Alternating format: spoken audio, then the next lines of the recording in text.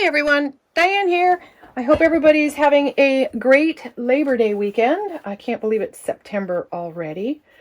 So in my journey of sewing, quilting, COVID, sewing, quilting, COVID, I've actually had to close down my photo studio just purely because I still am not able to work comfortably with people in my studio space. It's not a real big space. And as I may have mentioned in one of my previous videos, I took up sewing and piecing and now quilting to help keep me sane during this time frame. And what I find really, really amazing about this is I forgot how much I loved working with fabric. And the thing about quilting in particular is you've got this really nice kind of white noise hum of the sewing machine. And I have to concentrate on what I'm doing so that I don't have the ability to let things get into my head. And so this has been an absolute godsend for me. And so the past couple of days, it's been absolutely ridiculously hot here. And I've been inside trying to do the best I can with all the windows closed. We don't have air conditioning here. And I figured I'd just sew a little bit. And so in this part of what I'm doing is I'm teaching myself how to work with rulers. And so I decided to start with a straight ruler. Figured that would probably be the smartest thing to do. This particular one is called Slim. It's designed by Angela Walters. And if you are new to this whole machine quilting with your home machine, even machine quilting with a long arm, Angela's got some amazing videos on YouTube how to just really gets into how to do all of this stuff. And you can tell she absolutely loves machine quilting. And I'm finding that I actually absolutely love it too. There's something about it that I think is just so cool and so rewarding and so much fun. So little by little, I'm teaching myself new little tidbits here and there on how to go about doing things. And like I said, right now we're working on rulers. And so I am pretty new to this. And when I say that, I actually kind of really just brought my ruler out. Are you ready? Yesterday, because I've been afraid of it. So what am I doing? I'm actually using the ruler on a quilt that I'm putting together for my friend's, my neighbor's oldest son, who's getting married next month. And I figured I would work on their quilt while practicing working with rulers. And so I'm picking like every other star. There's 20 stars, I believe, in this quilt. And I'm picking every other one in each row and doing kind of this echoing line going around it. And it's not by any means perfectly straight. And honestly, it doesn't really matter. I'm just wanting to get it done, and I'm wanting it to look reasonable. And so taking my time with it, but here we go. So I'm going to walk through this. There's a couple of things that I'm learning as I go. I actually like to set mine up so that I have the edge on my last sewn line around. And then what I try to do is I try to set it up so that one of my lines down here matches my next stitching line. And then I will stop my presser foot so it is exactly right in between here. And I'll show you in a second why.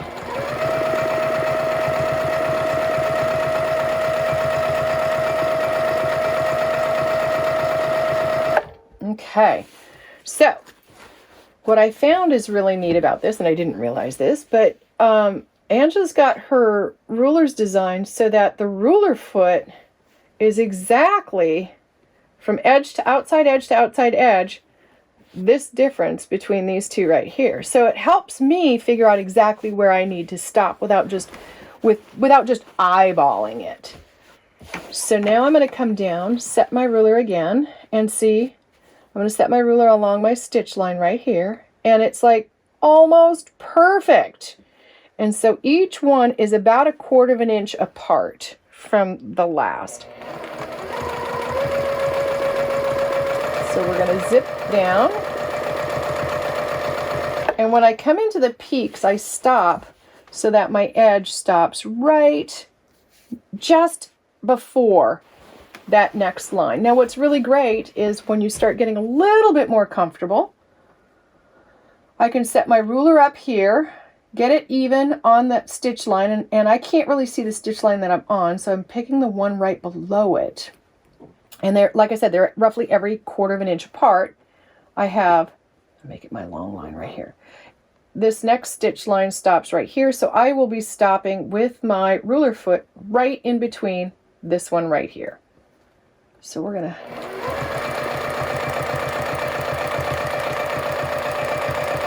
right there.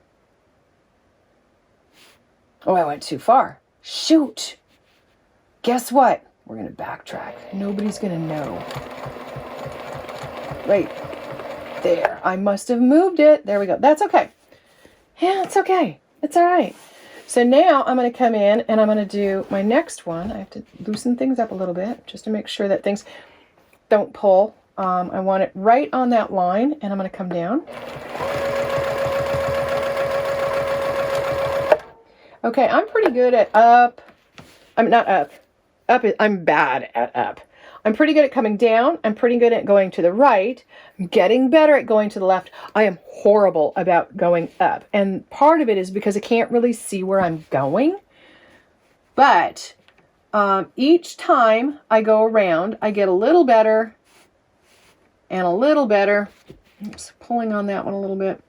So that's the other thing too, is you got to make sure that you're not pulling your fabric too much, because you can pull it way off or push it way in. So you just want to be comfortably kind of right there. And now we're going to go all the way up. Oh, see? I don't know what just happened there, but I got all wavy gravy on that one. Don't know what happened there. It's okay. We're going to just continue on. And we're going to come up here and we're going to stop. Just a hair more. We got to go a hair more because I moved my ruler. There we go. So once it's all said and done, honestly, once you wash, I always wash my quilts before I give them. That way they take off any of the, dust or anything like that. I try to keep everything clean, but it just is what it is. And it also, it fills them in. So they get this really beautiful, crinkly feel to them. And to me, that is an amazing part of a quilt. And it makes it feel like a hug from home. There we go. We're going to stop there. And I'm going to turn because, like I said, I am much, much better. I think part of it is I'm not quite accustomed yet to figuring out how to hold the ruler going across to the left. I can do it to the right.